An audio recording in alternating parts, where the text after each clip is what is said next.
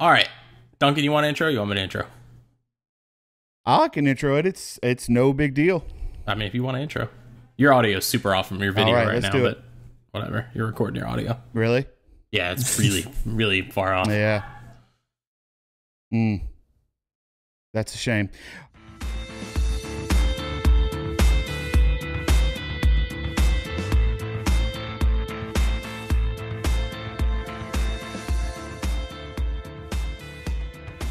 Welcome to Too Much to Say, the podcast where we have too much to say and then a lot more to say and then some. I'm Duncan. How that goes, but thank you. And of course, joining me as always is Eric Bartolotta. Eric, what's up, man? Hey, Duncan, what's going on? Is my audio that off that it, dude, on my end, that literally took like 5 seconds for you to answer that? Yeah, it's pretty far off. That's pretty terrible, man. I don't know what else to do about it though. We're making the best of it. You said it would go in and out of being delayed on the other ones we recorded earlier. No, it always was delayed, kind of, but not this bad. Oh, well, dang. All right, and we got Caleb, so, Eric Holland. Yeah. Hi. As he's just sitting there patiently, just sitting there, just waiting for us to quit yabbering. No, that's what I'm here for. What are you drinking? Coffee? Oh, just some coffee. You know, I drink coffee in the evening.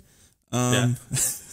I got that old man thing now. I wear a lot of cardigans in the house, and I drink evening coffee, and I eat a lot of peanuts in shells. So I'm like, if you see me around the house, I'm wearing a sweater and I have a cup of coffee next to me, and I'm like struggling with shelled peanuts trying to get at them. So that's where I'm at in life right now. Man, quarantine is hitting you hard. I think I'm partially like. Like I sure like, do miss I have a Logan's little bit of Roadhouse. that.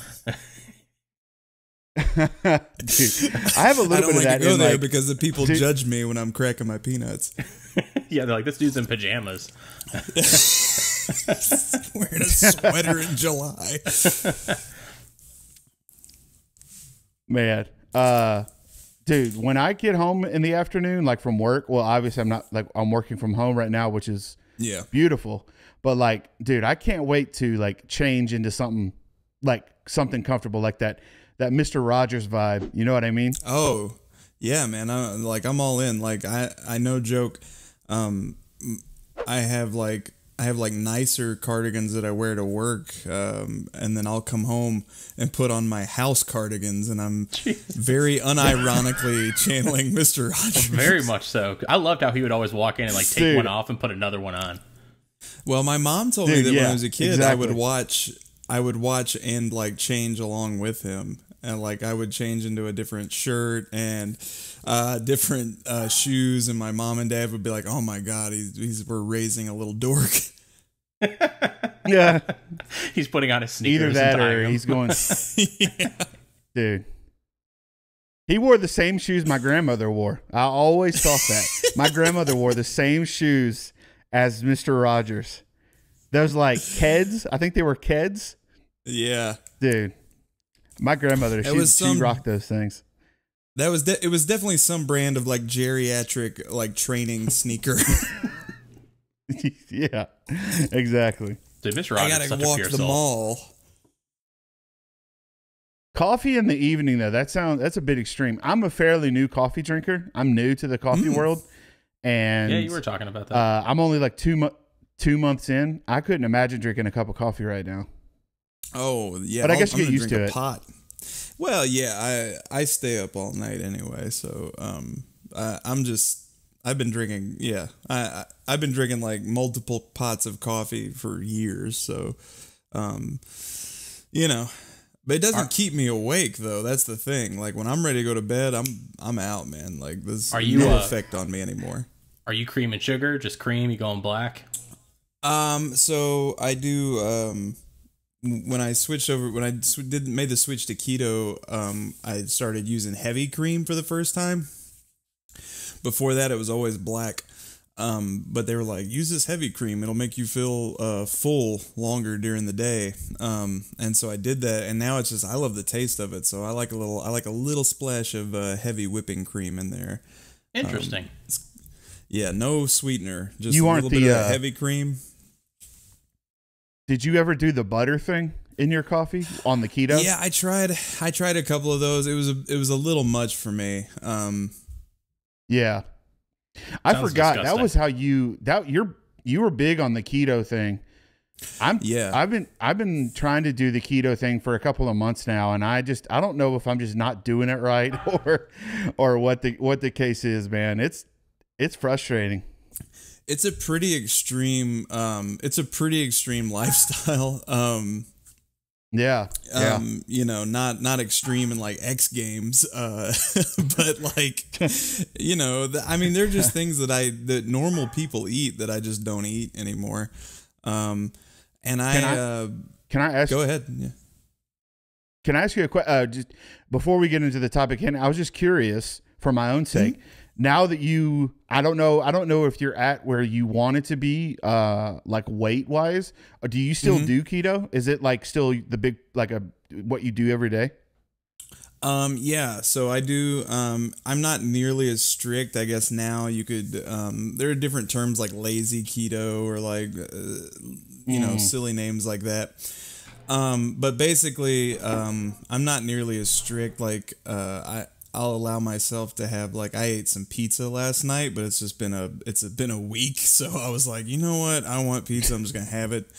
And again, even like right now, like in the midst of like what we're going through, I'm just like, am I really sticking to my diet? But it feels like a thing that I have complete control over. So I'm just like, yes, I'm sticking to my diet because I control this part of my life. That's awesome. I've heard so many people feel about it that way. Like that mindset's important. Because I'd be like Little Caesars every day at this point. I don't know. Like, dude, yeah. I would just like, especially now, I gotta tough, go out man. with a bang. It's so tough. All right, so topic tonight, whenever you're listening, watching to this, is our favorite road trip movies. Now, Eric, I'm curious. This was one of your topics. What was in your mind? Why was this so important to you? Because I felt like right now it's just like a lot of people are basically like stuck in their houses and non-essential like travel and things like that. I was like, honestly made me think about like road trip movies, like in any form of like whether, you know, I'm probably kind of showing my hand here a little bit, but like whether it's like the road or, you know, family vacation, it's like, you know, a trip is like, especially movies right now, it's like a way for you to get out of things. And it's like, God, a road trip movie is just always like fun no matter what it is. It's always exciting, whether it's good or bad. So I mean, it's really one of the ultimate escapes, right? Like literally, like you're like not every, but most road trip movies are like, we're getting away. We got to shake things up. We got to get out of the mundane. This is solved with a road trip, whether that be like work or holiday or a family vacation. Or you're running from the law, you know, if you're on the lam. I mean, there's something about the road trip movie that gets you out of your everyday life and you're just hitting the road, man, hitting that dusty trail. The dusty trail. It's fun with a Google search though. Like if you just like, because that's what I mean. Like I was like, what road trip movies? Like what does that necessarily entail? Like what does a road trip movie? What movies fall into that category? Like you Google it and it's so many movies that I guess you never would have thought are technically a road trip movie. There's pretty common. There's layers, right? There's subgenres of the genre. Yeah, you know, it's weird to think road trip is a genre, not necessarily like a comedy that's a road trip. It kind of reverses. No, road trip itself is a genre because you have within road trip you have your buddy road trips, you have your family road trips, you have your on the run. And then there are also movies that incorporate a road trip within the movie, not necessarily a road trip movie, but maybe the whole second act would be a road trip itself. True. to get you from the beginning of the movie to the end. So the idea of the road trip and subverting that and like fitting it into other movies, it's in so many movies. It's crazy. Like, before we get too deep into it, I guess you could even throw out like Marvel's the last Thor movie. Ragnarok was the third one. I was thinking about that. Yeah, there's a chunk in the middle of that movie that is a buddy road movie. Like it's in outer space and the buddies are Thor and the Hulk, but like the piece of it is there. And I believe when they first announced that like Hulk was going to be in it, they were like, "Hey, it's going to be like a buddy cop like road trip space film." Yeah, like just this. That's kind of how they were selling it in the beginning. Like it was pitched as that. So I will say, okay, are you guys counting in this scenario? I know I'm like gonna like kind of just like really get really too deep into this, but like, would you consider Lord of the Rings a road trip movie? Yeah, I think so. Like to me, in a sense, it is, but it's not. I don't know. You can. I mean, so you can. The road trip was irrelevant after, like, once it's all said and done. Yeah, you can get kind of. I mean, it's got some of the. I mean, I believe there are key ingredients to every road trip movie, and I guess it does have some of those. And you could creatively, I think, kind of shoehorn that into road trip movies. I don't think you'd be wrong about that. To me, that's more of a. Those movies are kind of an epic quest. But now we're getting into now we're splitting hairs a little bit about what is and is not. Yeah, that's how I was but that's what's fun about it, right? Now, if somebody tells me, if someone was like, "Dude, Lord of the Rings trilogy is my favorite road trip movie," I'd be like, "You know what? You kind of got a point there. I'm into that." So I like creative. Eric, answers. you might have been the first person to ever make that correlation. I thought about it earlier. I was like, Lord of the Rings to me is like a road trip. Like it's, in a very roundabout way. But I mean, they are going on an adventure from one place to another. They meet a whole bunch of different people and races and species because they're in a different part of their world. And to me, that's kind of like the core of a road trip is like you take the same two people. It's one constant that is thrown into multiple different situations. Yeah, and so I think the and that's where I think you get into the key ingredients of a road trip, which what you have to have. You have to have a destination. Whether we get to it or not is irrelevant. Whether that destination is a huge part of the movie or it's just kind of, it doesn't really, the destination doesn't really matter. It's all about the road trip. For sure. So, but you have to, like, your characters have to be going somewhere. There's a reason for the trip. And then there is the actual like subplot reason for the trip. Like it's always like, yeah, we're going to spring break, but deep down, this is a trip about like reconnecting one last time before your family, separates or so there is always some sort of adversity. The car breaks down or they get lost or they lose their map or, there's always like the chunk in the middle of the road trip that has to happen. So, and then I guess the resolution being not the destination, but whatever the characters were going through in the road trip, like you have to have that also. So technically, Lord of the Rings has all those things. Technically. Peter Jackson's road trip movie. Yeah. Yes, I dig it. So Caleb, what's what's one that's... Oh, sorry, go ahead, Duncan. I was just going to say, did you want to like go through a list or did we just want to have a conversation about it? I guess a little bit more conversation, but like specific, like bringing up specific movies. Like I don't have like a ranking necessarily. Yeah. But just like, hey, like, what do you like? Like, because these, that's also since road trip is like Caleb, like you're making me think about it in such a weird deconstructed way now, as far as if it's being its own genre. But it's like harder than being like, what's your top 5 favorite comedies? I'm like road trips though. It's like here's a bunch of little lists within that list. Yeah. So yeah, and so like. So I have I wrote down a bunch of really great road trip movies, and then I wrote down some that I think stand out and sort of subvert the genre also, so we can kind of like get into that a little bit. And then I have what I'm ready to declare as the greatest road trip movie of all time. And I don't know if you want to get to it right away, but we might want to milk it a little bit. But I'm pretty sure I figured it out. We can save that. Okay. All right, what's one of your, Caleb, like what's one you like you want to bring up? Oh, all right. So I feel like we have to, it's kind of like the quintessential, but I feel like it's worth bringing up, and you might as well bring it up first, is National Lampoon's Vacation. 100%. That's one I always think about. That's such a great movie. It's, I mean, it's got all the elements that I talked about before. Like, the whole thing is that Clark wants to take his family to Wally World, and it's a family vacation. Rather than fly there, he wants to drive, because it's that old mentality of like, we got to spend time with the kids. You know, they're teenagers, they don't need us as much, they're not interested. So this will be this quality time, which is always kind of a device they use in these kinds of family movies.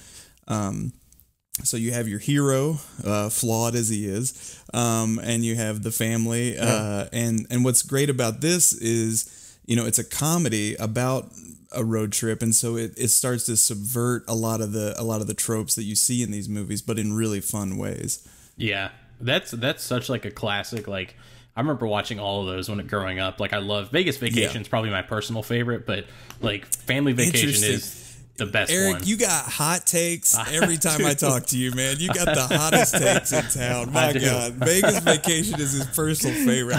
I love that. I love that about talking. Like, to you, I just love Vegas Vacation. It's so good. I mean, there are people all over the internet right now like, blah, blah, blah, blah. I love Vegas Vacation. It's not the best one, but I love it. Like, no, I totally. Yeah. Eric loves to like the stuff that everyone hates. But I don't do it on purpose. I genuinely don't do it to like start something. I'm just like, I love it. No, you're not like, whatever. Yeah, no, of course. No, that's okay, awesome. dude. I if I can be honest for a second, I despise like all of the vacation. Okay, you've movies. told me this, but I thought that was stand them.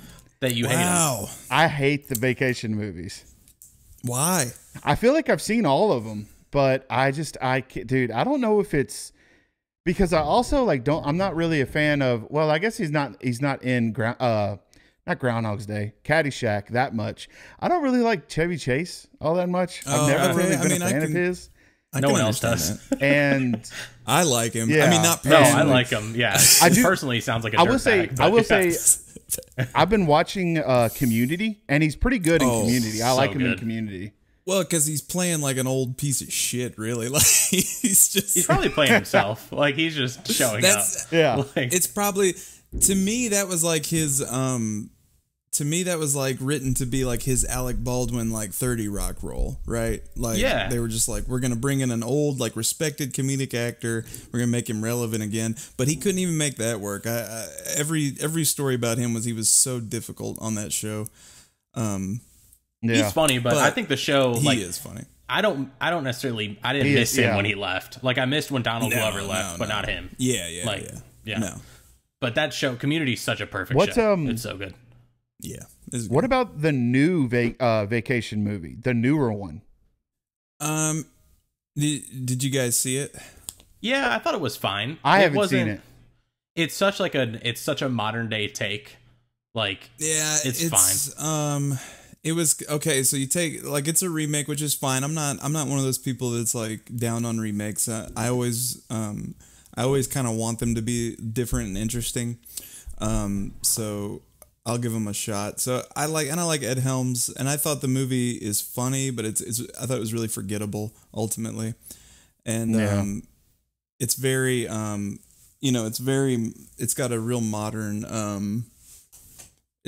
modern like comedy vibe to it. Like it kind of came out after like Horrible Bosses 2, and like after it came out around the same time as like Fist Fight, and that's kind of this weird kind of in between. There's not like a big type of at that point like a big comedy. I'm trying to think like era. So you had like the Apatow era, and then that kind of dried up. Yeah. And then, like, Seth Rogen's still kind of been doing his thing, but that's kind of over now, and now we're kind of in this in between where we're in the post Hangover, like post Horrible Bosses kind of comedy realm. That's all I was gonna say is like this is the end. Family Vacation is so based upon it. It could only have come out after the Hangover series. Like, it's so like just inspired by that as far as modern comedy goes. Like, there has to be like weird high stakes and like people with guns and like it's got to be like, it feels like super tense. And it feels like it caught the tail end of that too. So it was kind of like, oh yeah, we've kind of seen this done a few times already, and ultimately forgettable. But I wouldn't say bad. Just, you know, I mean, I laughed. I'm pretty forgiving of comedies, but it's not something I'm gonna throw on. You know. Yeah. Duncan. Yes. What's one you like, man? Dude, I've got a couple that I thought were kind of like maybe not exactly what would be at the top, like what would pop into your head first. But for me, one that I just thought of that is it's a movie that I don't even know if you guys have seen it, but it's a movie called Fanboys, and it came out like 10 years ago. And it just popped into my head, but it's, Eric, have you seen Fanboys? I think I saw it pretty much right after it came out. Like, I remember watching I remember the time I watched it. I don't know why, dude, but that's one of those weird, it's like one of those weird ones that's always stuck with me that like I watch it every couple of months, and like I love that movie. I really like that movie a lot. That's a perfect one, man. And you know what's funny is like I've seen it a bunch and it didn't come to me when I was thinking about road trip movies specifically. And also I didn't see it when I was like doing like some Google research to kind of jog my memory. Like I can't believe that didn't pop up more. Yeah, that one is that one's really great, and it's the perfect example of the destination, like the thing they're trying to get to, is not the most important part of the movie. In fact, when they get to it, you don't even really get much resolution out of it. Because the trip is more important. I could have never put it that eloquently. I can't help it. Dude, when they go, what is it, Ohio? Like where Captain Kirk is born in the future and they fight the Trekkies and stuff. It's really good. Oh, it's so good. It's really good. I love the oh my gosh. There's so many moments. That movie's really great. And this is another thing about road trips. That's really great when they're done really well is you have your core characters, whether it be like a buddies or a family, and you're with them, but the road trip allows you to meet dozens of little characters that get like 2 or 3 lines, and they'll make like a huge impact in a tiny amount of screen time. And that's what's really cool about and Fanboys. Oh my God, Fanboys is packed to the gills with celebrity cameos and little inside jokes. And man, that's a good one. That's a really good one. And then of course I love the line at the end where when I love the very end where they're like, wait, what if the movie sucks? And then that's so the end of the movie. What a great ending. Yeah, like they hadn't even thought about this. And it's just like we given so much, and then like, wait, what if it sucks? That is such a good ending. Yeah, that movie's really smart. Yeah, I like that flick a lot. One of mine is one of my favorites. Is such a like an easy, like obvious choice for me, but I think it actually plays on road trip tropes quite a bit, even though it's from like the 70s. Is the Muppet movie, because it's a literal road trip movie, but it's just of course. So I never even thought about that. So and this is still one of those movie jokes that I think is like, it's like top 5 movie jokes for me. But there's this point, because I remember laughing at it as a kid, and every time I watch it, I still like find it hilarious. When they're driving, Fozzie and Kermit are driving, and at one point, Fozzie tells Kermit, or one of them tells the other one to watch out for, like, take a left at the fork in the road, and it's a literal fork in the road. And I just love how funny it is. Like, it's just like, great. It's like, that's like perfect, like Jim Henson comedy to me. It's just so literal.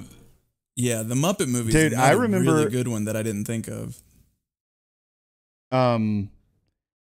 Eric, I had never seen it, and then you and I went and saw it when Malco did that special screening of it, and I had never seen it before, and dude, I laughed so hard at a movie that's 40 years old. I thought it was so funny, man. I think it was like early 70s or something. It's it's very old at this point, but I mean, it's just like, God, and them driving like the Studebaker and like the frog leg guy trying to like get Kermit to be the spokesman, and it's just, it's so good. Like, it's just like, it's such a they just play on so much. Like they run into Big Bird for a minute, and the way they meet like all the other Muppets, and then like the bus, they use Electric Mayhem's bus, and it's just like, God, it's so good to me because it really great, is like, man. I wish every one of their movies was a road trip movie. Yeah, that's a great one. The original Muppet movies are fantastic, and that one is so wonderful. There's a part in that movie that still to this day like blows my mind. I don't know how they did it. It's when you see the car like actually moving, yet there's people inside of it puppeteering puppets. Yet somehow the car is still moving. I don't know how they did that. You would have like another person in there. Like, and they would shift like the it just seems incredibly difficult. And then someone else doing the puppet, but someone's like driving and they have a camera and all that. Yeah, that's like with Henson was a genius, man. I mean, there's no doubt. This is unrelated, but kind of related. I just showed my son. The bottom just fell out, by the way. Teenage Mutant Ninja Turtles. Oh yeah, that's so ahead of its time. And I'm sitting here watching. I'm looking at these turtle suits, like whatever that, like 30 years later now. It's 30 years this year. And I'm just like, these turtle suits are incredible. Like, they don't look cheesy at all. Like, it's just, I know it's nostalgia driven for me, but it's also just true. Like, those are beautiful suits. If you like really cleaned up the quality of that movie and like 4K, you know, all Blu-ray and all that, and you told someone like this movie just takes place in the 90s, people would be like, oh, okay, yeah, but it came out like last year. It would be totally believable. No, and it's like a fun, cheesy 90s movie. It's really good. Again, well, the first one isn't that fun. The first one's actually pretty dark. It is dark, and the second one was a lot more fun, like a little bit more kiddish, I guess. Yeah, the second one is way more juvenile. Like, that was always my favorite growing up, and I would fight people about that. But as an adult, I gotta tell you, I'm just like, oh yeah, this is for kids. I'm not, I don't have the same. Yeah. And then the third one, they use some other company besides Henson for the suits, so I'm out on that. Yeah, no thanks. No thanks. I don't need those Fred store suits, thank you.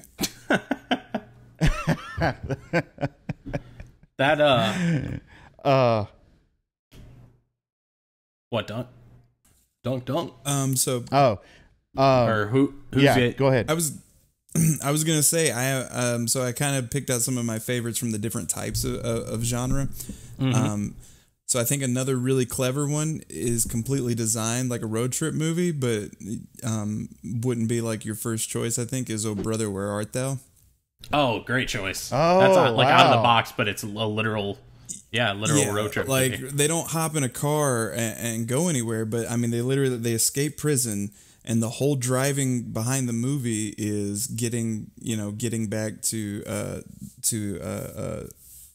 George Clooney's wife. And even when you get there, like that's kind of not what the movie was really like. It's all about and they meet he's bona fide crazy characters on the way.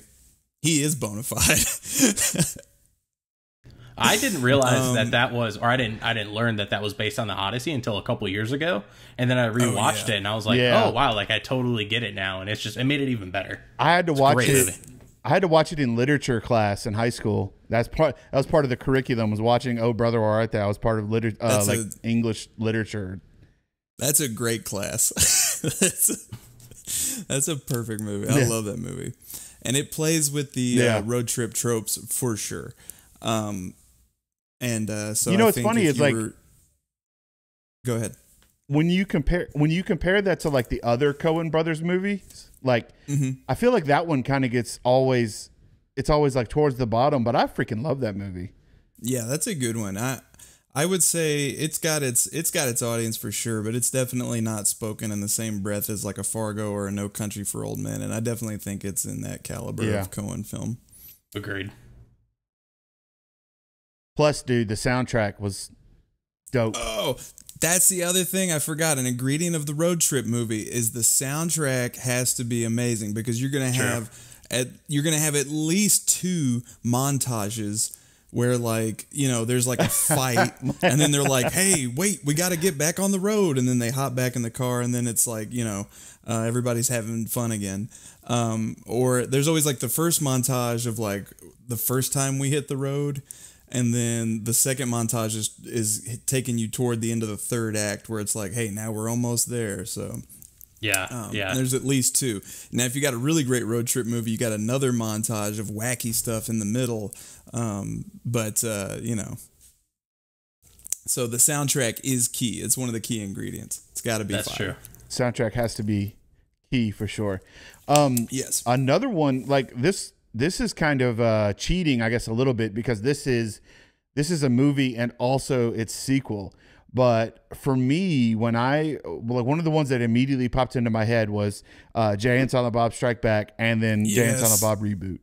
Yeah. Yes. So I'm with you. That's absolutely that is absolutely one where at least the entire second act is a road trip. Yeah. And again, it puts your heroes, you know, face to face with a whole bunch of different characters, and it actually moves the movie along really quickly. And I found both of those to be really delightful. How did you feel about Reboot? Because I'm a Reboot fan for sure. Okay, so the Strike Back has always had a really special place in my heart because it was the first rated R movie I ever saw. I don't know, That's dude. I was 11 when that I was 11 years old when that movie came out, and I don't know how I talked my parents into buying me a ticket to go see it, but I saw it when it came out, and it's just always had a special place in my heart. So when the sequel came out last year, I was stoked for it, and I mean, it's not like it's got its issues for sure, but for me, I really enjoy the Reboot because it's I love all of those movies. I love Clerks, I love Dogma, I love Chasing Amy and Mallrats and everything like that. And seeing all of those characters again was incredibly special. Like seeing all of those characters on screen again. I was really excited about it, and I bought it. I bought the Blu-ray the day it came out. And I hadn't seen it yet, but I was just like, look, I've spent my whole life like being all in on this guy's catalog, so I'm gonna watch this movie no matter what. So I went into it and I was really excited, and I was laughing a lot, and there were times where I felt like I'm a lot older now, so there were times I started to feel myself get a little cynical. And I was like, I literally was telling my wife, I was like, man, these are dad jokes. And I was kind of like, there's a lot of dad jokes in this movie. And I was I could feel that cynicism pulling me toward the darkness. And then I was like, now wait, hang on. Smith is a dad. He's almost 50. I was like, I'm a dad. I like dad jokes, and these are dad jokes about characters I've loved forever. So I tried to come at it with that, and I kind of let that kind of analytical part of my brain go, and I'm just hanging out with my old friends, and I really got a lot out of it. I really enjoyed it. I really felt like that movie. Watched it for the first time last week, and I loved it. I would put it mid tier for my personal list of like Smith movies, but I think so. It really was funny how like I felt like in a sense like Kevin Smith just so unabashedly like loves Harley and loves being a dad, and it's so cool that she's in it. But it's like Jason Mewes' like daughter, I think she's like 3 now or something. She's in it for that minute, but it's like she's Amy. But I like didn't at know the that. same time, yeah, she's Amy. Yep. Oh, really? Yeah. You know what? I guess I did know that. I just didn't ever put it together. It just really felt like, though, that movie wasn't written about Harley in a sense, but I kind of felt like Kevin wrote that for Jason and Jay and his daughter. Like I could just tell that like the whole time. Like it was really cool to see him in something again. Like I think Jay like just doesn't, I don't know, like he's definitely kind of like not gone off the deep end. I don't want to say that because he got clean and all that, but like it's just he's a completely different person, it seems like. But yes, it was still really cool, and like Ben Affleck in it, obviously, like I just ate that up, like Dude, and seeing like an epilogue of Chasing Amy, like I just knowing that like those characters are where they're like, I would love to see a Chasing Amy sequel, but I was like, that doesn't necessarily warrant a whole sequel, but this was a perfect way to just be like catch up with some characters, and then like seeing Dante in like the beginning and the end, is just like, it's such a perfect cameo to just have him like showing up for work. Well, that's the best thing about after that movie came out is like apparently he and the guy who played Randall like finally also like squashed whatever beef they had, and that's what's led to like now he's working on Clerks 3. Oh man, bring it. Let me tell you something. So Clerks 2 is so good, and I can't say it's my favorite because I still have this really, really strong attachment to like Dogma. And I think it's because Dogma was the first Kevin Smith movie I ever saw. And like growing up, Dogma's the one that I have. Go ahead. Dogma's the one I've seen the least, and I've discovered that's because it's not on any streaming services. That's the one that I can't find it to watch it.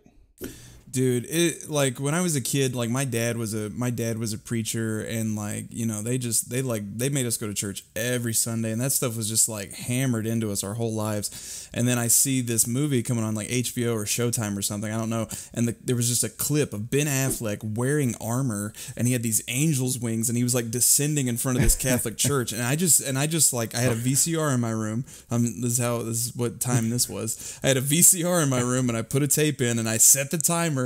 And I recorded it while I was at church of all places. And then after my parents went to bed that night, I watched Dogma, and I just had my mind blown. I was like, oh my God, I would get in so much trouble for watching this right now. And it's just incredible. And the funny thing is, it's still like respectful, even if you're like I think like it plays on it. It picks on things. So that's how Kevin Smith does. But it's like Kevin Smith is really good. Kind of like, this is like such a weird aside. But, and to me, he's kind of like a good, like Dangerfield in a sense. His comedy always kind of pushes the edge a little bit, but he's always like really like respectful about it still. Like, you're like, oh yeah, you got to just be able to laugh at yourself, and like Smith will just like do like the dirtiest, raunchiest stuff. But it's Dogma to me is just like that in a nutshell. Dogma's such a great movie.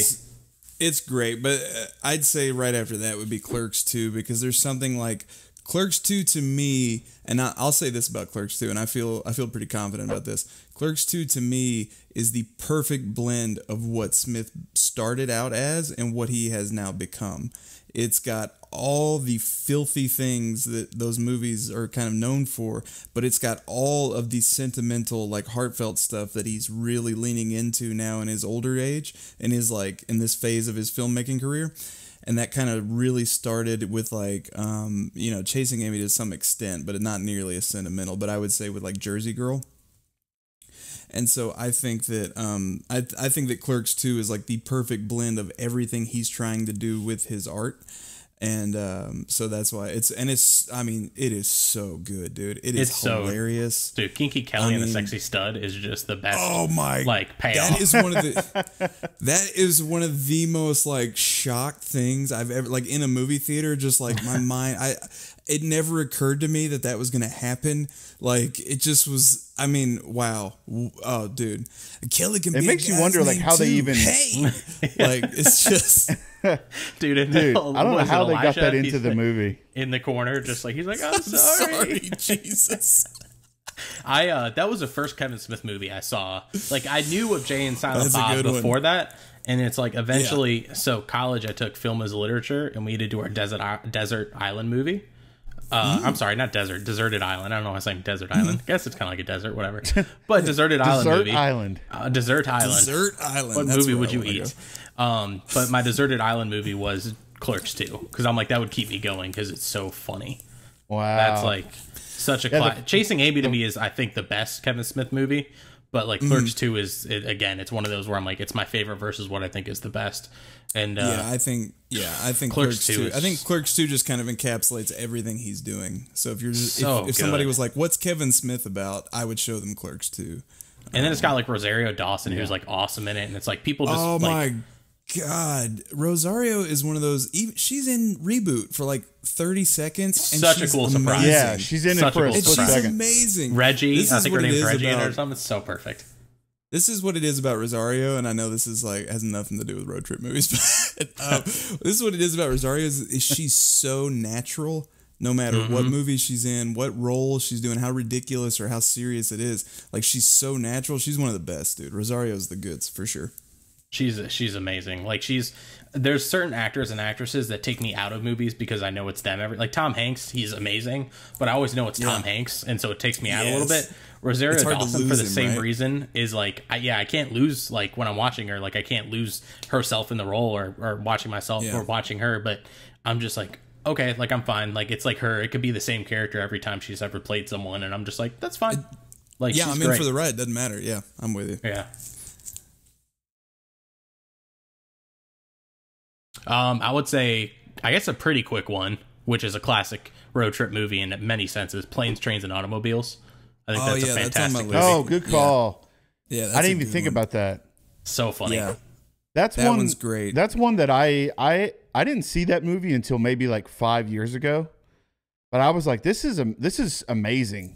Like, it's just one of those things that just, like, dude, it just makes you like, dude, John Candy, man. He was a pretty special dude. Oh, dude, so good. People, dude, that whole scene where he's just like, people like me, you know, and it's just like, I mean, it's so great.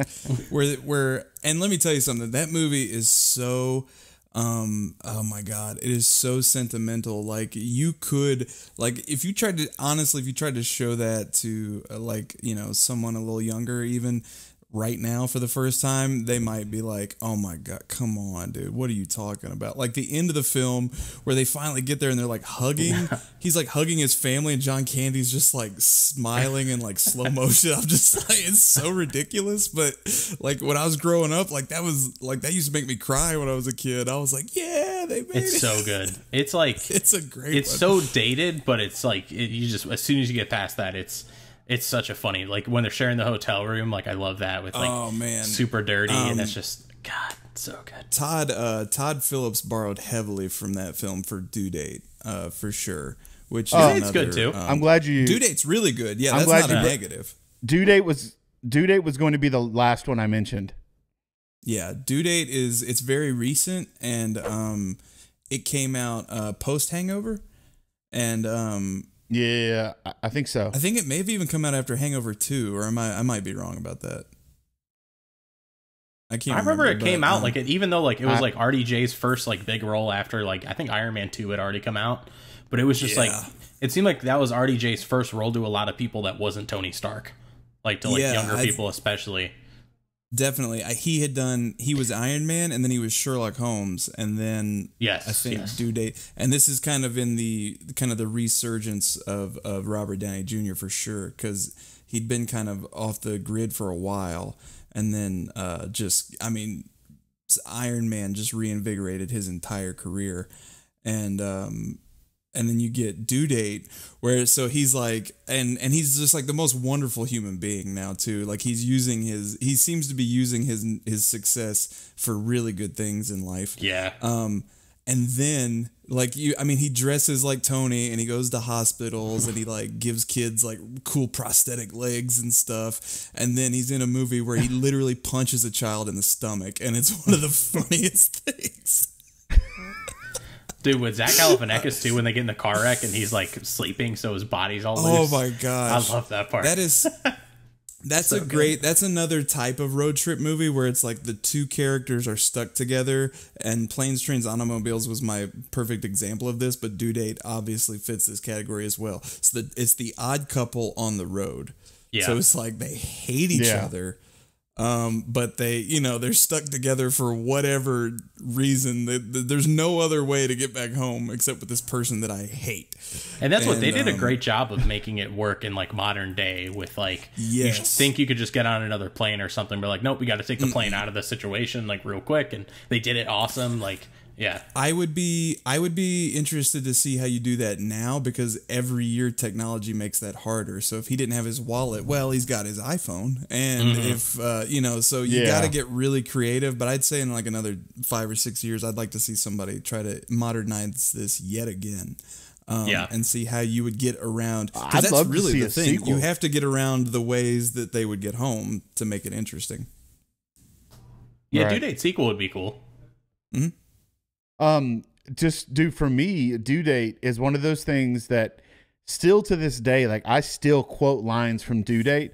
It has sort of that yes man, or not yes man. I love you man. I love you man to me is this. It's like it wasn't a great movie or anything, but there's so many lines from both of those movies that still mean a lot to me, and it's just that. So I'll never not think about those movies in that way, because that's how they, how they mean so much to me. Is I still to this day still quote, "What are you, a girl or something?" Oh gosh. What are you looking at, Johnson? What are you, a girl or something?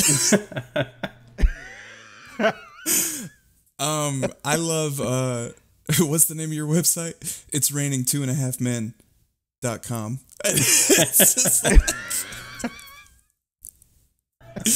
when you find out, like, so good. Oh gosh, there's so many, like, Danny McBride's got a great cameo in that where he's the dude, I gotta make reservations at Chili's.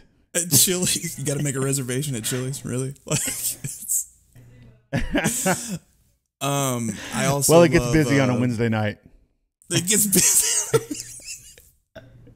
I also love oh my gosh, what's the one that my wife and I still say you better check yourself all the time before you wreck yourself. Like, it's so like, and it's the sincerity that Zach Galifianakis brings to a lot of his characters, and I think that's why, like, he is absurdistly funny, but like there's a real innocence and like and sincerity to that character, where like if he was real you would absolutely hate him, but Zach brings this kind of like, you feel bad for him too, even though he's the worst person in the world, but you feel bad for him, and he really channels that. I feel like he really channels that John Candy energy from Planes, Trains, and Automobiles. That for way. Sure, he's like a lovable schmuck. Like he really is. Yeah. You gotta love the guy, even if he's obnoxious. If he's just obnoxious and we're gonna hate him, there's no reason for us to root for him. My last choice, I guess, like, this one is, I guess, just to bring up quickly in a sense, but Borat, I think, is like the ultimate, like. That was another one I was going to mention. Genuinely one of the funniest movies ever to me. Like, I just think Borat is so good. That's interesting too, because he's literally just going across the country, like filming like a fake documentary, and and that's another like really interesting use of the road trip movie, because it has all the same tropes, but now we're doing it in a different way, and it really, and Sacha Baron Cohen is, I mean, he's probably one of the most like brilliant comedians of his generation. I would think he's extremely smart, while being very funny, but also saying like he's really saying a lot about society at the same time that he has, overweight naked men running around hotels. Like, I mean, it's so far, but like at the same time he's saying something, and it's pretty interesting to see. Borat's awesome. He gets answers and just kind of like uncovers society in just the most unique way possible, but he knows exactly how to make people show their true colors and things like that, and like the reality of a situation, and just wild. Like, he'll stress you out until you just say how you really feel about something. What an amazing ability, honestly. Like, I mean, he gets people to really show who they are, like, to a camera. Like, these people know they're being filmed, and he's able to. His character work is so good that it like throws people off enough that they're just, I don't know, they capture some reality. It's really fascinating. It's definitely a talent.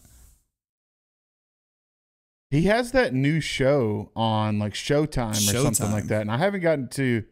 I haven't gotten to check it out, but I heard it's good, and I'd love to check it out. It's kind of that same idea. Yeah. Kayla, what was your like ultimate? What was your pick? Unless you got some others you want to bring up.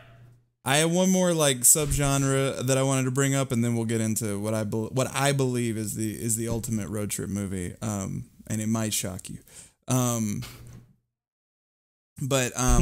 just want to throw this out there first. There are some other really good ones, really good ones, that I don't want to get too in depth on, but people should absolutely check out. Little Miss Sunshine. I think Great movie. Fantastic. Yeah, that's a good one.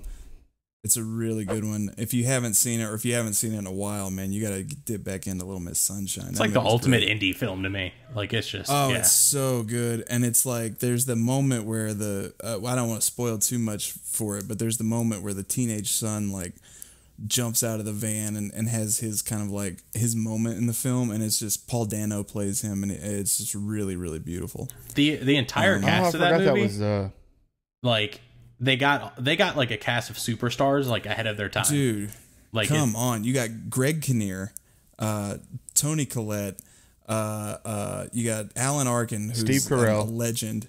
Alan Arkin's so funny in it. Paul Dano, Abigail Breslin. I mean, dude, what a perfect storm of like talent to throw into a VW bus and send them across the country. So yeah, that movie is just one. It always pops up, and I'm always like, yeah, like that's such a good, like, I just want to watch it every time it's on. Yeah. Things I think have road trip segments in them. Oh, one is for sure a road trip movie, but other ones, the Blues Brothers, classic, great movie. Great soundtrack, great road trip movie, so good. Really good. Yeah. If you've never seen it, you gotta see it, and if you haven't seen it in a while, you need to watch it again. It's really good. But you can skip Blues Brothers 2000. Yeah, don't. It was so bad. I had the game on Nintendo 64, and that was awful.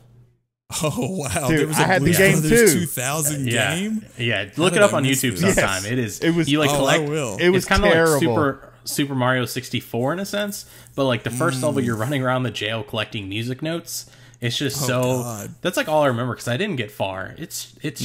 I don't know how you remember that, Eric. It was terrible. Tommy Boy. Oh, Tommy Boy's like movie. Tommy Boy. It's one of the ultimates. It's in my top 5. Agreed. Sure. Agreed. Hilarious, great road trip movie, tons of fun. David Spade, Chris Farley, comedic genius. You got to watch it. I'm trying to think. Oh, did I say Dumb and Dumber? Because Dumb and Dumber's got a road trip. Oh my God, I forgot about that. Yeah, Dumb and Dumber's really good road trip movie. Yeah, there's a ton of Harry, road trip. I took care of it. Dumb and Dumber. Oh my God. Dude, the parakeet head or whatever, I love the blind kid. Oh my God. Pretty bird. So good. Oh, I quote that movie all the time. I mean, again, also too, you can skip Dumb and Dumber 2. Oh no, what happened? I was really excited, but that was one of the early, like, hey, we're making sequels from 30 years ago, and we were still excited about those until we realized, these don't work. Like, this type of sequel does not really work. I guess real quick opinion. Would you rather watch When Harry Met Lloyd or Dumb and Dumber Those are the same movie, you're asking right? if I would rather watch the prequel or the sequel? Yeah, I guess so. Yeah. Oh gosh. Oh no. They're both pretty bad. I haven't seen the prequel in a long time, so I don't know. Maybe prequel. The prequel had like straight to DVD quality. I would rather watch the sequel. Yeah. I would rather watch the sequel. I'll tell you what, the sequel has one really amazing gag and then a couple of pretty good gags. But the best gag in the sequel is when they hit the road and there's like a 5-minute road montage of them driving and then get to the house. And it was the house they started from because they were looking at the return address on the envelope. That is legitimately great. That's pretty funny. Like, that's pretty funny. That's really top-notch stuff. But there's a lot of weird stuff in there. Like, the Lloyd character just kind of seemed like a scumbag when he got to be in his late 40s, early 50s. Like, he wasn't really adorable anymore. He was kind of gross. Yeah. And he's kind of gross. I don't know how they talked Jeff Daniels into doing that again. Jeff Daniels is such like a serious actor, but like every 10 years, he's like, hey, guess what? Like, I want to wear sweatpants and not brush my hair. Doesn't he like get a catheter pulled out of him or something in that movie? Oh, that's super weird. Yeah, well, I think that was Jim Carrey. Oh, Jim Carrey. Okay, was Jim Carrey the one that was like he was like in like a comatose state or something? Catatonic. Okay. Yeah, that's right. That movie's he was just rough, messing around man. for 20 years. Yeah. I mean, Rob Riggle is in a big chunk of that movie, and he cannot save it. Like, it's just no. That's a rough one. Let's see. Okay, so my subgenre, real quick, was on the run movies, which are road trip movies where the point is you're trying to escape. And so, one of my favorites is Midnight Run with Robert De Niro and Charles Grodin. I've not seen that. Oh, dude. I was gonna say I haven't seen it either. Okay, well, Charles Grodin is like this. I'm gonna type it in so I remember to watch it. Yeah, it's called Midnight Run. Charles Grodin is like this accountant or like bookkeeper for like the mob or something, and Robert De Niro is a hitman that's been hired to like deliver him somewhere else. But all these other like excuse me, all these other like forces are like, you know, after them. Like there are people trying to kill Charles Grodin before they get to where they're going, and Robert De Niro has to keep him alive, and they hate each other, and it's just, I mean, it is so good. Midnight Run is fantastic. I'll have to watch that. That sounds right up my alley. Yeah, you're gonna enjoy it, and I think there's a lot of movies like this, like on the run type movies. I think the most well known one, and probably like the king of this subgenre is Thelma and Louise. Oh, true. Yeah. Great movie. I have seen that. Really? You never seen Thelma and Louise? No, I have seen Thelma and Louise. Oh, okay. I misunderstood. Yeah, man. Ridley Scott. I mean, it's so great. Great young Brad Pitt performance. Did not know it was Ridley Scott. Yeah. It's that's weird. Thelma and Louise. Again, if you haven't seen it, you got to watch it. It's just one of the best like on the run road trip movies. And I won't spoil it, but man, it's good. Oh yeah, the ending and all that. Yeah, it's like, yeah. It's a cool flick, man. I really, really dig the ending where the alien bursts out of her chest. Yep, that's the best part. Yeah. It's all tied together. Dude, I did not know that movie was Ridley Scott. Alien That's Covenant crazy. Somehow. Yeah. That's crazy. All right. So I have what I believe checks off all the boxes for a road trip movie. It is hilarious. It's got a great soundtrack. It's got a destination, and it has like a sub meaning for the movie. It's emotional. It's heartfelt, and it is one of the most rewatchable movies of all time. I'm thinking of Moana for some reason, but I know that's not it. Moana's pretty good. Really good though. Yeah. You're closer than you might think, though. The greatest road trip movie of all time, in my humble opinion, is a Goofy movie. Oh yeah, that's what I thought about earlier, and I can't believe we didn't bring it up. Yeah, great movie. Yeah. I was going to mention a Goofy movie earlier when you talked about the X Games. Yes, a Goofy movie hits all the boxes. It is so funny. Dude, I watched it with my son. I haven't seen it in because it wasn't like readily available. When Disney Plus came out, they had Goofy movie on there in HD, and I was like, oh my God, I haven't seen this since VHS. Yeah. And I watched it with my 4-year-old son, and dude, I was weeping. Like, I was so moved by Goofy's love for Max. And I mean, it was just, it is incredible. It's hilarious. Lester's Possum Park is Disney would never do that now. Oh yeah, like never. Like, who's your favorite about possum? That. Like, it is them making fun of their own brand. Like, that would never happen. It's so good. Yeah. In the beginning, when he's like putting the kid, like sticking the baby to because he works at like a Sears photo, basically. It's so funny. I loved it. Was one of those things, and Disney doesn't do this anymore, and I really think they need to. Honestly, they used to take their branded characters like Mickey and Goofy and all those guys, and Donald, and they would make them actors. So like Goofy is an actor who's playing that he has this son. You know what I'm saying? Like, the characters themselves were actors in, like, a Goofy movie is a John Hughes film. Like, Disney made a John Hughes film, and they, instead of like, you know, they just used their own property as the characters, and they used to do this all the time. Like, Mickey Mouse would be in like the Three Musketeers, and like Scrooge McDuck found a genie in a lamp one time. Like, Muppets is kind of like the same thing. What is that? like they kind of do. Muppets is kind of the same idea. You know, I was thinking about that like recently. Later, Jim Henson did that quite a bit. Yeah, yeah. They don't really. That's not really. Go ahead. That's just not like in the more recent Muppet stuff. That's like less of a thing as opposed to like Muppet Treasure Island or I don't know what else what am I trying to think of? Great Muppet Caper. I mean, that's Christmas like Carol. Great robbery movie. Yeah. Christmas Carol. Yeah. Goofy movie, just like Powerline. It's kind of hit. It's been cool. It's like hit this weird like resurgence the past couple of years. That's what I was trying to think of. Dude. Come on. I got what Stand out. So good. Like the music's it's a piece so good. Of cake. Oh man, I thought that was Michael Jackson when I was a kid. Oh, I did too. I mean, he was definitely modeled after MJ, but like when I was a kid, I definitely thought that was Michael Jackson. Dude, and then Pauly Shore is like perfect in that movie. Oh my God, Pauly Shore stealing the movie in like good. 3 scenes. Like, I mean, just it's the Leaning Tower of Jesus. Like, So I good. mean, what a great flick, dude. I think it's the ultimate road trip. Father son reconnecting. There's the concert. There's Max is trying to impress the girl.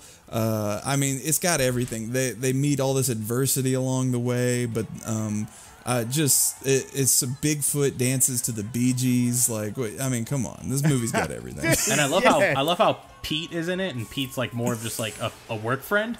Like, cause Pete's always the villain, and it's so cool to be like, oh no, Pete's just a guy. He's like, he's got that dad rivalry, but it like his like Pete's RV and all that. So cool. Pete's got Biff energy from Back to the Future.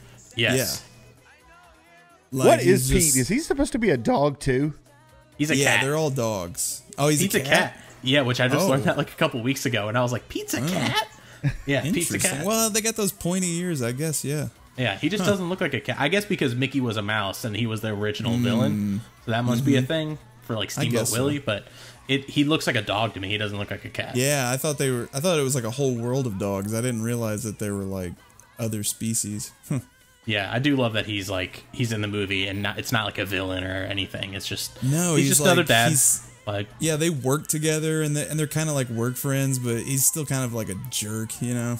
Yeah, and he kind of has really like the most important like conversation with Goofy, like in it. And it's like it's great. The sequel is not that great. Is that an extremely goofy movie right in college? Yeah, that's like Back to College, and it's just like not very good. Yeah, that's the college sequel that I could do without. And I'm speaking, of course, of Monsters University being superior to Monsters Incorporated.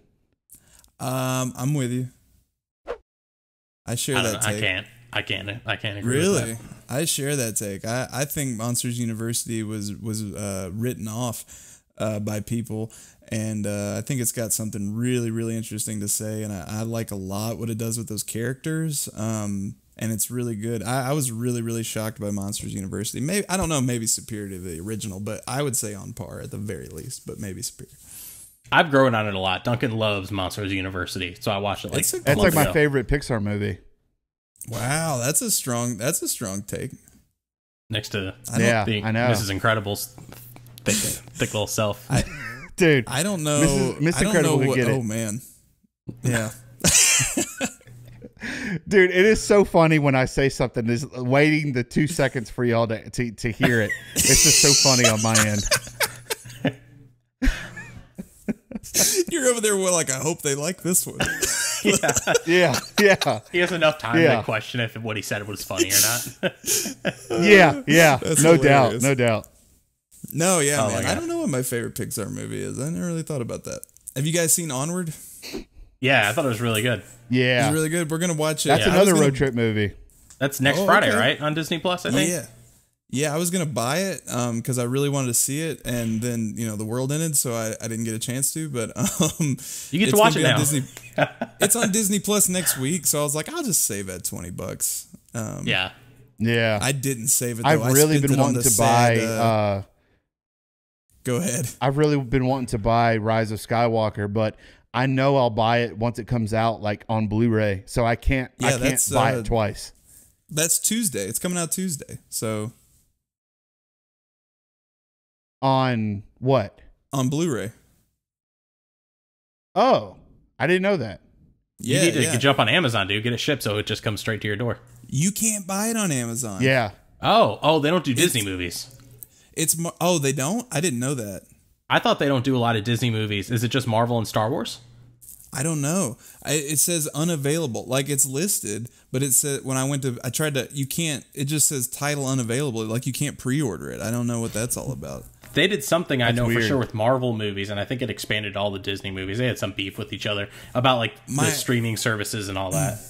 My wife was ordering some essential household goods to be delivered from Target, and since she was doing that, I felt justified in telling her to throw Rise of Skywalker in there. But you know, I don't know that I would have had it shipped here like by itself. It feels a little, I don't know, given the time. But she was getting like some things we need for the house, and I was like, throw Rise of Skywalker in there. And by the way, I do not like Rise of Skywalker really at all, but I'm really excited to watch it again. I don't know why. Dude, yeah, I'm really excited to see it again. Yeah, I saw it. There's a special thing for Rise of Skywalker for me. It's my least favorite of this series, this new trilogy. I have a lot of I have all the same plot problems with it that everyone in the world had, so I'm not going to rehash any of that. I just think it's rushed and it doesn't really, they're trying to round out a whole saga for some reason. Poorly planned. Yeah, like, why are you trying to round it out? Just leave it. Who cares? Like, you know we're going to come back to this in 10 years or maybe even sooner.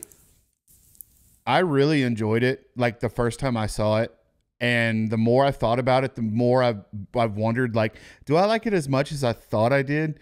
And in the recent weeks where they've started, like, coming out with, like, the explanation for everything, I feel like I like it less and less. I'm like, this is just not what I wanted it to be.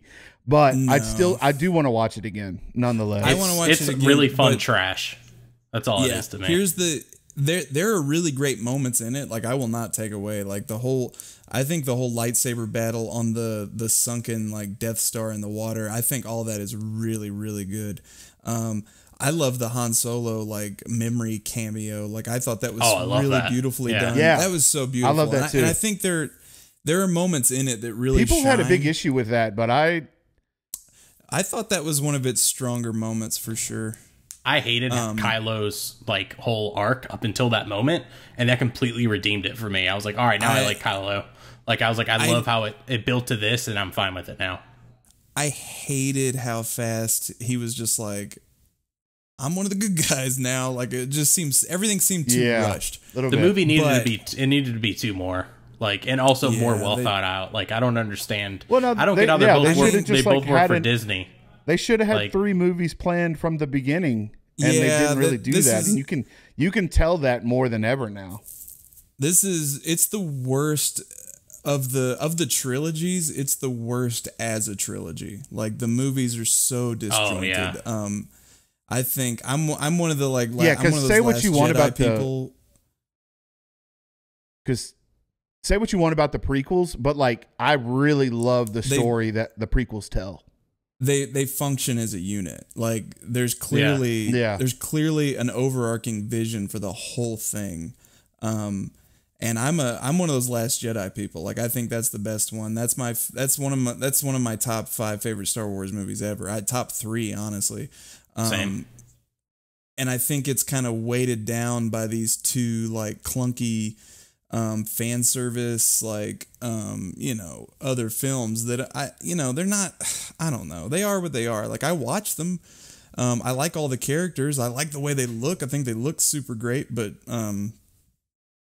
they're just, anyway. But the reason I like Rise of Skywalker, and we just, man, what a digression. The reason I like it is because it was the first Star Wars movie that I got to take my son to. That is cool. And like, I was supposed to go with my wife. We were home for like see our family for the holidays. And so my wife and I were supposed to go. We were in Memphis, and there was kind of a family emergency in her family, and she couldn't go. And then I couldn't get a refund on my tickets. And I was just going to try to find somebody in town to give them to. And then she was like, why don't you take Grayson, who's my 4-year-old?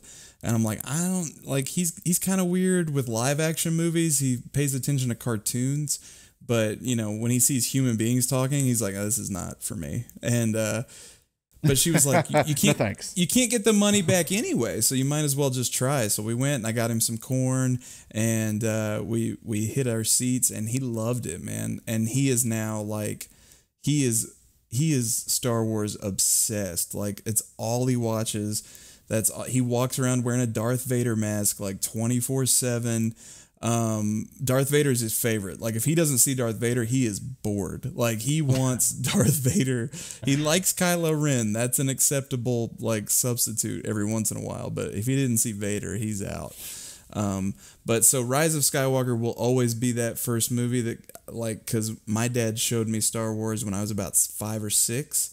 And so now I've shown my son Star Wars at like 4, and it's kind of this weird thing that we're just kind of passing down. And so that's important to me. So Rise of Skywalker gets to be on that list. That is really cool. It's like the door for like that universe is closing in a sense, not universe, but that story. Yep. But it's, yeah, that's really cool. Like, you brought your son to see it, like, and it's kind of like opening up for him now. And now he has, you know, like when you watched it when you were little, you had 3 movies and like maybe some books. And now it's like he has just too much content for it. Like, we've been watching, get into. We've been watching Rebels. Like, I haven't really been watching it, but we watch it together, and I catch bits and pieces of it. And he's all in, man. And he watches, his favorite is Empire Strikes Back because, you know, he's my son. And, no, because he loves Darth Vader. It's a very Darth Vader heavy film. And, he loves it, man. So yeah, Rise of Skywalker gets a pass from me. It is flawed and bad in some places, but, it's special to me. So yeah, you honestly couldn't think of like a more positive, like, affiliation with it. Like, it's just, and it's Star Wars, honestly. Come on, man. Like, what is the big deal? Like, this thing is not the Bible. What are we doing? Like, it's... Yeah. When we got out of the movie that night, I was like, this movie sucks, but I had a lot of fun watching it. Man, like, I was mad that first time, even though I had my son with me. I almost left him there. I was like, you can just stay with these people. I hated this. But just keep him, be like, you gotta be like right now. Yeah. But it's got, like, I took my wife to see it again because she didn't get to go that first time, and I already knew I was disappointed, so I can kind of like try to focus on the things I dig about it, and there is plenty to like about it. I think it's just, you know, again, everyone has broken down what's flawed about that movie. We all know we're gonna watch it or we're not, and that's all it is. Yeah, at least everyone was unified in that it kind of sucks.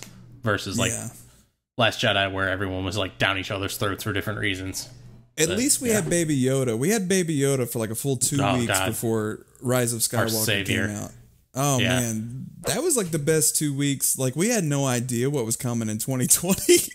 Oh no, Baby Yoda was. Dude, that was such a happier. We were all like, "Isn't that cute?" Like, 3 months ago, that season just ended. Yeah, we were like, everything's awesome. Dude, it was just a few months ago, and it feels like a different world that we were living in back then. It feels like years ago, guys. I was like, it's so long ago. I'm tired, guys. But hey, I mean, we've always got season 2. Shouldn't be, we ain't got too much longer to wait. One of these days. I thought they were done with like actual like filming production, but last week when they're like, "No, here's some people coming up in it being cast," I'm like, Dawson. We were just talking about her. She's coming. That'll be awesome. I can't wait. She's the best.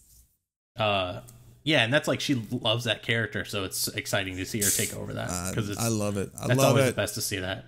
Well, cool. I appreciate you coming on. As always, thanks for having me. Hearing you talking about movies is like just the best thing in the world because you're just like, I don't know. Dude, it's like you are Roger really Ebert good just at like was just like, here you go. I appreciate that. People will say that, and it makes me feel awkward. But like but I'm glad people enjoy it because it's the thing I love the most, man. I love movies. You kind of remind me of Kevin Smith in that sense. Like, you're so eloquent about movies, but you're like down to earth about them. Like, hearing him talk about movies, I'm like, you remind me of him when he gets excited about movies. I'm like, it's like, thank you, man. Yeah, it's awesome.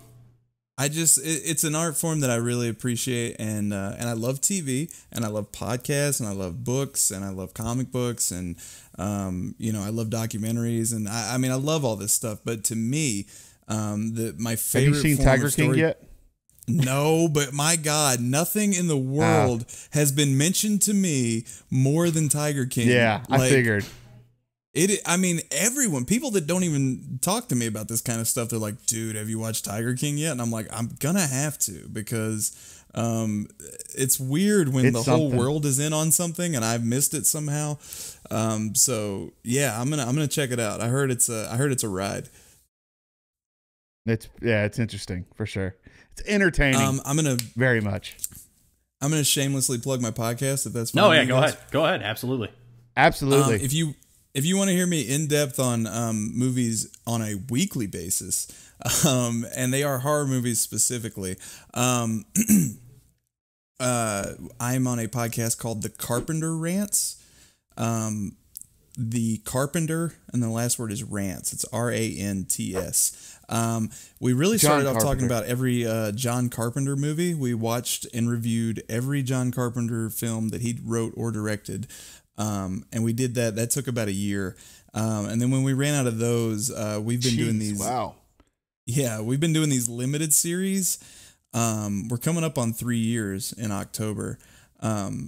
We've been doing these limited series. So we did the Friday the 13th series, the Halloween series, the Evil Dead series. We did almost a whole year on Stephen King movies. And that was really, really hard to get through. Honestly, some of those are not great. So, yeah, you guys do a great job Evil Dead TV series.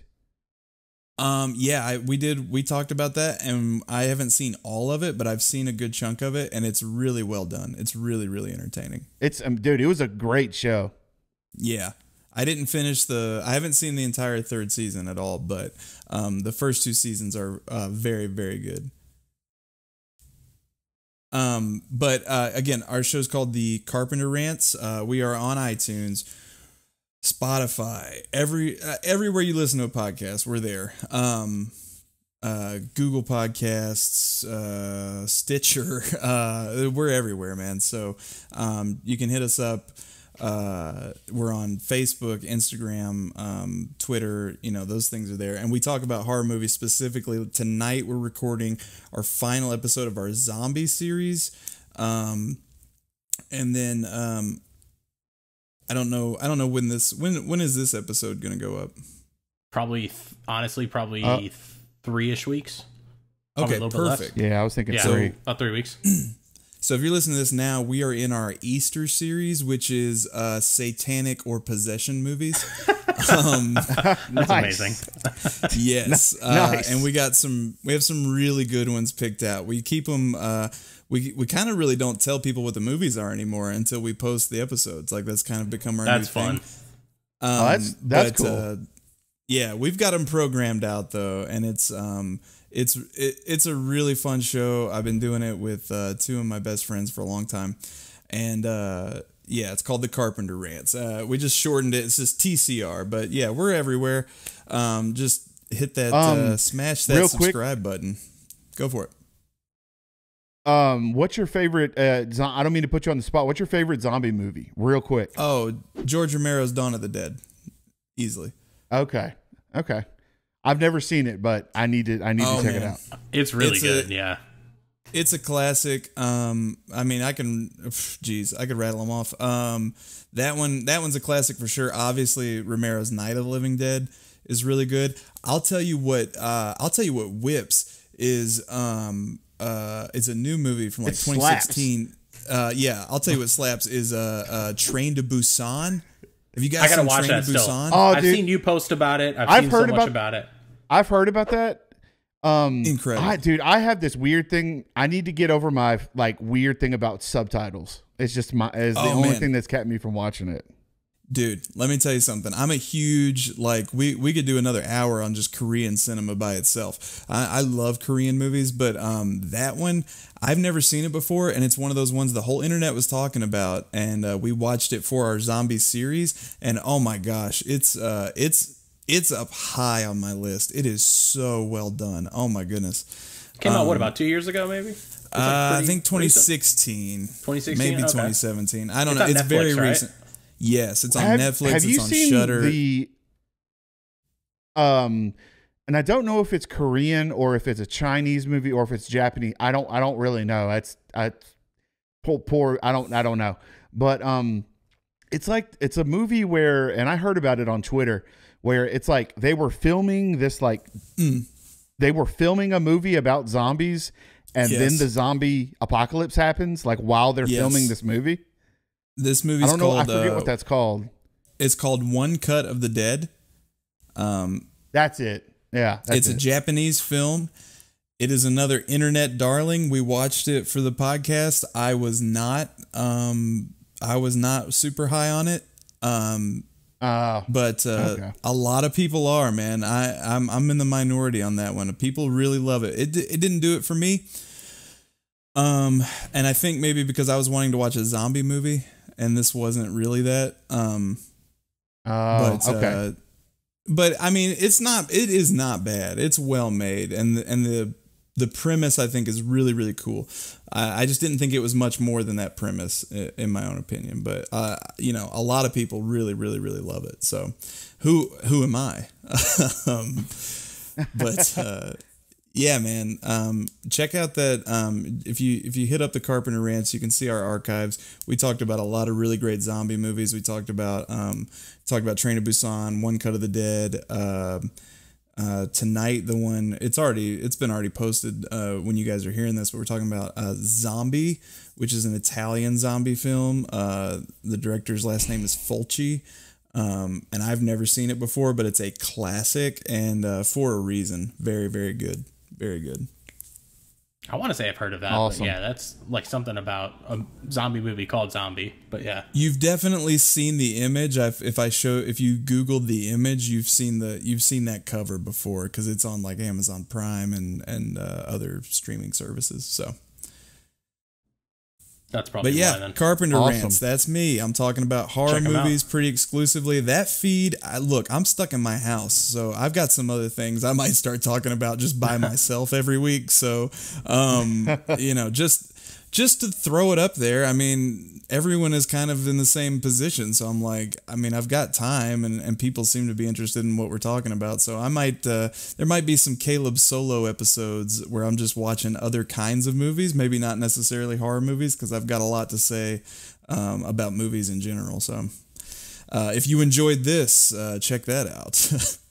If you did not enjoy this, then Absolutely. I would not suggest you listen to it, because hearing you talk about like all of John Hughes movies would be amazing. Oh, dude, like, that would be cool.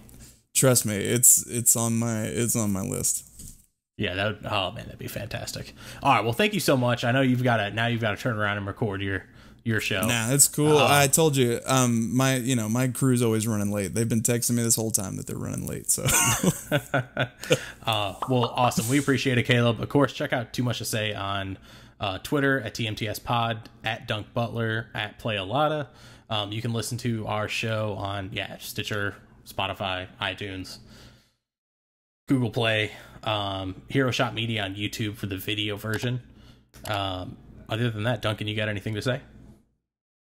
I don't think so, man. That was going to be, we do like a weekly poll every week at the end of each episode. And that was, if I knew you were probably going to mention it, but I was going to say, check out the Carpenter Rants podcast. That was going to be the weekly poll for this week. Awesome. Thank you. Yeah, I appreciate it. Look, man, people are starting to listen. I mean, we've been, we've been doing it for a while, but it was never really like, if 5 people listen to it, like, I do not care. Like, I'm getting to hang out with my friends and talk about movies that I like or don't like. And there's some really good ones, man. Like, we will fight about movies sometimes, and sometimes that's my favorite, because someone will say something absurd to me like Halloween 5 is a good movie, and then like you're gonna get it. Like, that is not true. I'm sorry. Claws out. So thank you for that. I appreciate it.